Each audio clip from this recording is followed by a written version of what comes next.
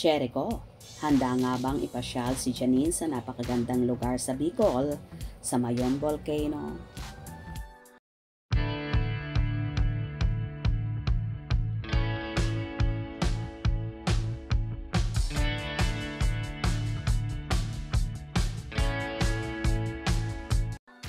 Tila nag-enjoy ng husto ang kapamilya aktor na si Jericho Rosales sa naging campaign rally niya sa Daet Camarines Norte kamakailan bilang pagsuporta sa Ako Bicol Party List.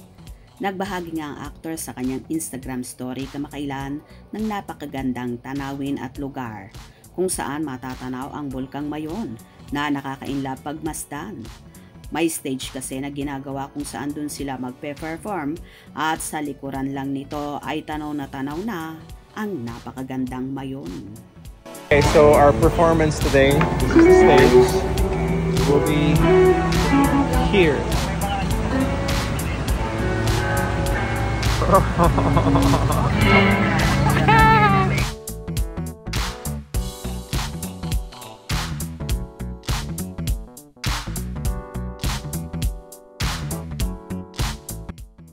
Alam naman ng lahat na isa si Ekon sa mahal na mahal ang nature at natutuwa siya kapag napipreserve ito. Na kahit nga ang liwanag ng buwan ay nakuhanan pa ng aktor na pagkaganda-ganda ring pagmasdan.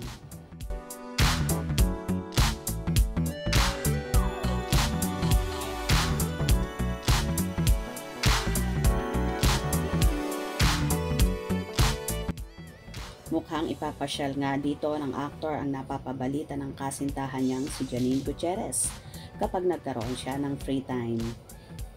Ipapakita niya sa aktres ang napakagandang tanawin na ipinagmamalaki ng mga kababayang Bicolano ni Jericho.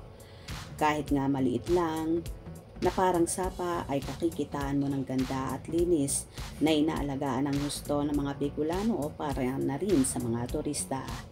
Isa nga ang Mayon Volcano sa tourist spot na pangmalakasan kapag Bicol na ang usapan. Samantala, may binahagi rin ang aktor na sokwela at sokulit na video kung saan aakalain mo na nag-Spider-Man.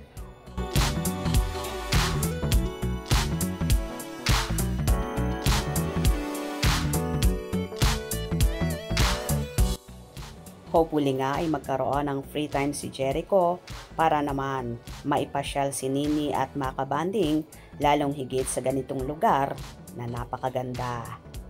Kung nagustuhan nyo ang video na ito, comment down below.